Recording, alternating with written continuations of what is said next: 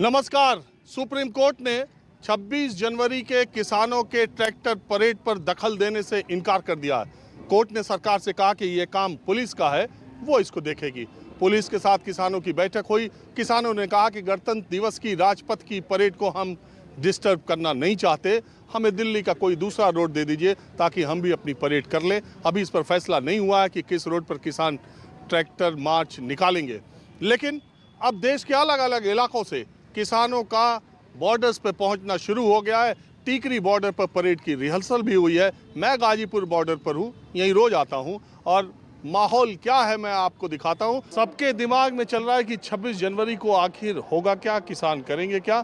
लेकिन इन सवालों के बीच में ही किसानों का दिल्ली के बॉर्डर की तरफ आना, मैं रोज कहता हूं, वो दिन पर दिन बढ़ते जा रहा है। और 26 जनवरी को किसान अपनी ताकत का प्रदर्शन करने के लिए पूरी तरह से तैयार है।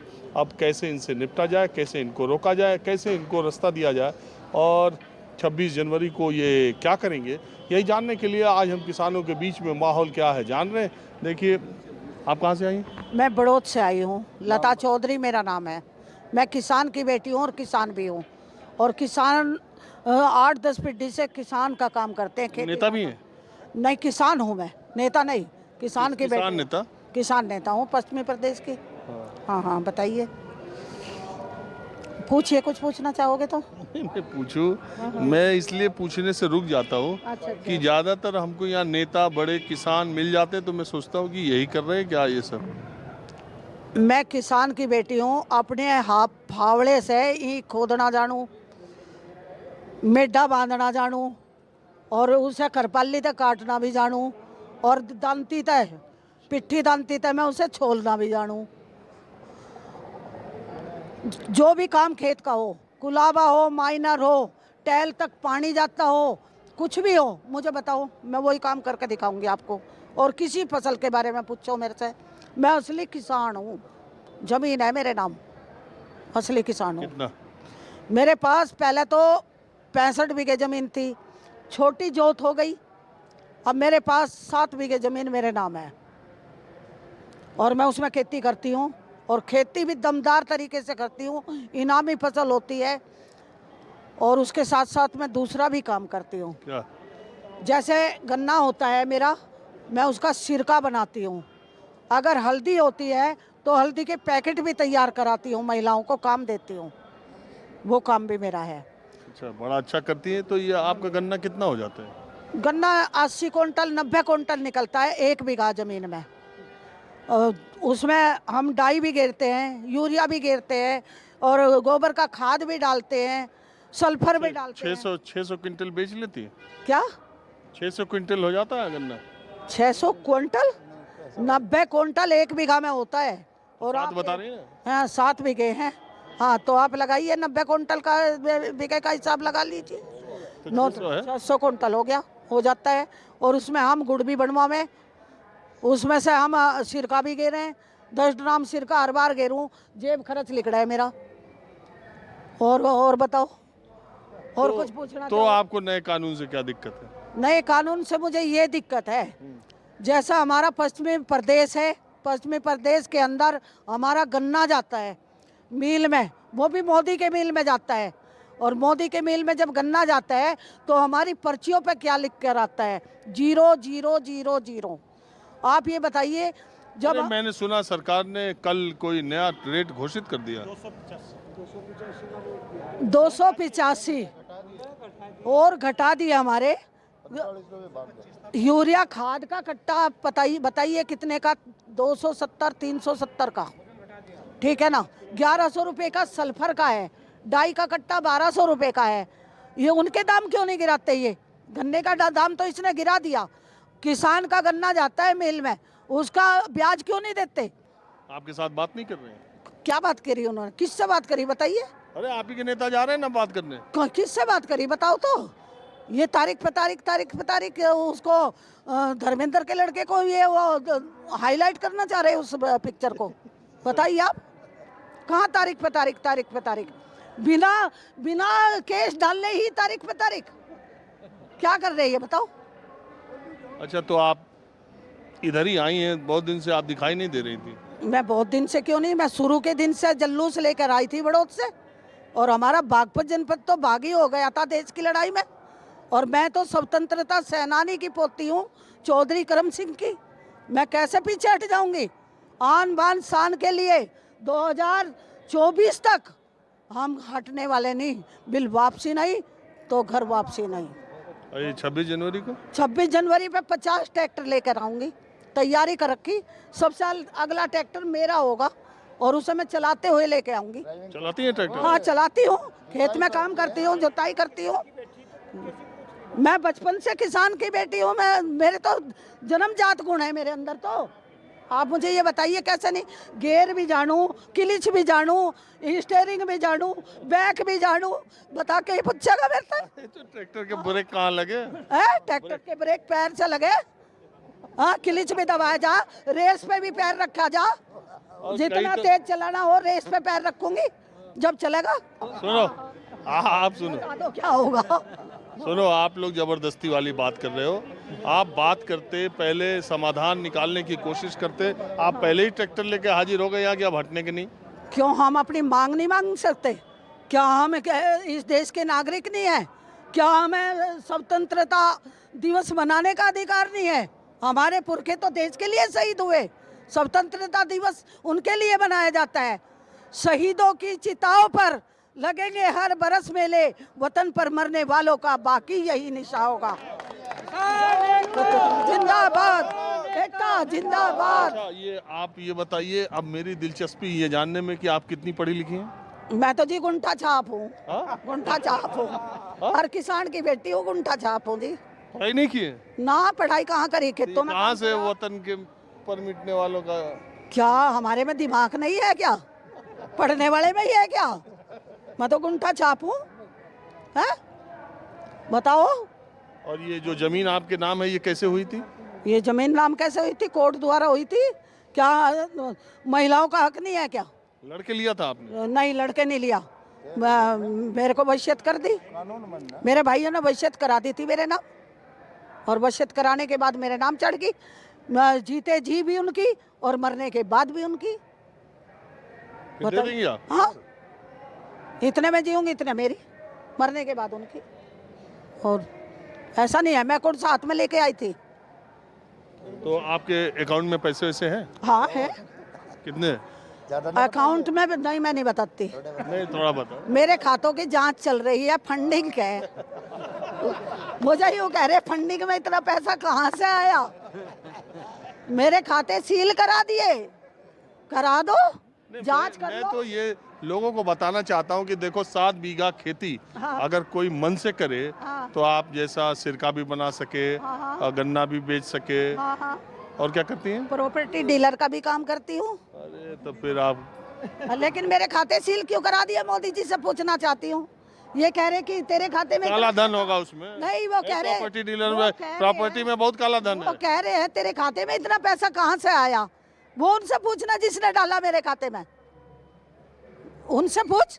ये कह रहे हैं कि यहाँ पे कोई पाकिस्तानी बता रहा, कोई कुछ बता रहा, कोई कुछ बता रहा, खालिस्तानी बता रहा। वो उनके जवान क्या कर रहे हैं सीमा पे? वो क्यों नहीं हमारे किसानों की रक्षा कर रहे? अगर मोदी जी मैं बता देना चाहती हूँ, एक भी अगर पत्थर आपने फेंका ना तो ये देख लेना तुझे हम हिंदुस्तान से ही भगा देंगे।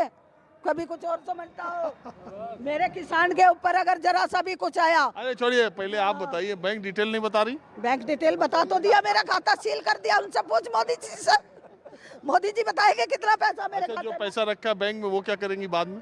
वो मैं आश्रम के नाम आश्रम बनाऊंगी उस पैसे से। मंदिर में नहीं दूंगी, गिरजा घर में नहीं दूंगी, और मस्जिद में भी नहीं दूंगी। अगर मैं दूंगी तो गुरुद्वारे में दूंगी। जो लंगर बनाता है मैं उनसे हिसाब मांगूंगी। मैं मांगूंगी हिसाब। मंदिरों में कितना सोना चढ़ता है, कितना पैसा चढ़ता है, और अब मंदिर के नाम पर हमसे पूछा जा रहा है कि कितनी जमीन आपके नाम है, उतना चंदा दो। क्यों देंगे हम चंदा?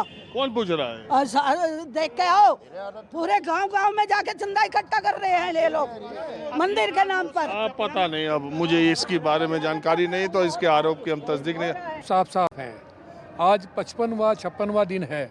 80 किसान इसमें शहीद हो चुके हैं। किसान जब तक ये काले कानून वापस नहीं होंगे तब तक किसान की घर वापसी नहीं है। और जिस तरह से समय बढ़ रहा है, यहाँ 26 तारीख को इतने लोग होंगे, गांव-गांव में पंचायत हो रही है, लोग ट्रैक्टर लेकर हर घर से, हर गांव से एक एक आदमी, सब लोग यहाँ होंगे और इस सरकार को फैसला बदलना पड़ेगा। आप कहाँ से आए हैं? जी मेरठ से आया हूँ, मेरठ से आया हूँ। क्या उम्र है आपकी? 75 साल।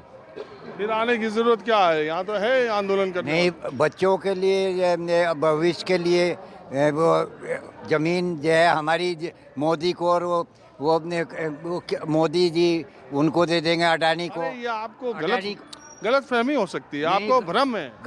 गलत फहमी नहीं, हम नेहरू जी के टाइम से जानते हैं। अब उन्होंने रूस के उसमें कहने पे, और वो जो है चौधरी साहब को तब वो ने कहा था, चौधरी साहब ने तभी छोड़ दिया था, चौधरी साहब ने कांग्रेस तभी छोड़ दी थी और किसान वो पीएम तक पहुँचे।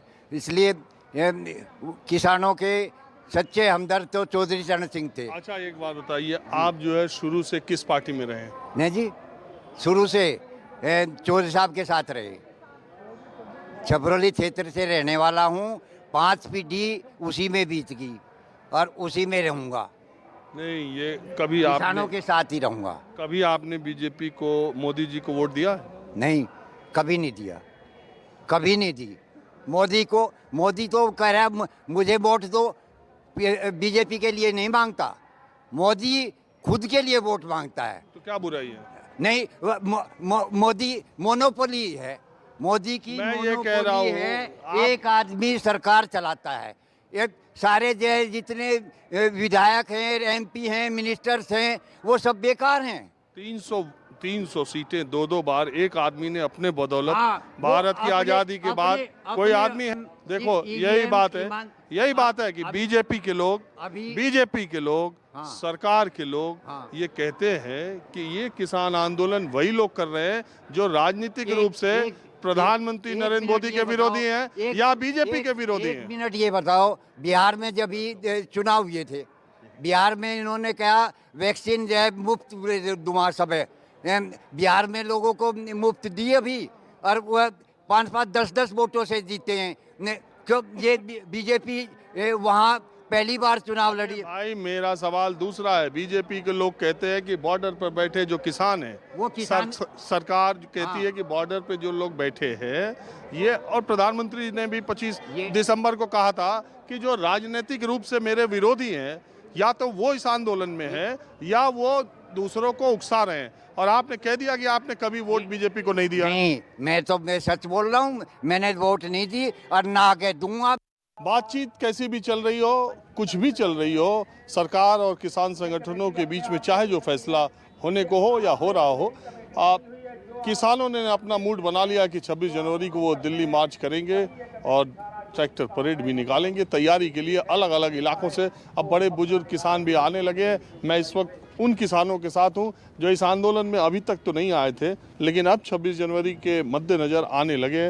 और आप क्यों आ गए? अभी तो लेकर चल रहे डंडा आ गए इधर। 3 माता हो, गौ माता, धरती माता, जो जन्म है वह माता, तीनों को समझा ली। इतने मोदी ने उल्टा ठगा, इतना हम जगह नहीं करते। हमारा घर बन गया, आयु बिल इसलिए वापस नहीं रहता, घर वापस जाओ नहीं। और आप ताऊ? जब बिल माँ पे नहीं है, घर वापस नहीं है। घर भी शामिल से आप? हाँ जी, घर जब जाएंगे जब बिल माँ को जाएंगे। आए तो बड़ा लेट।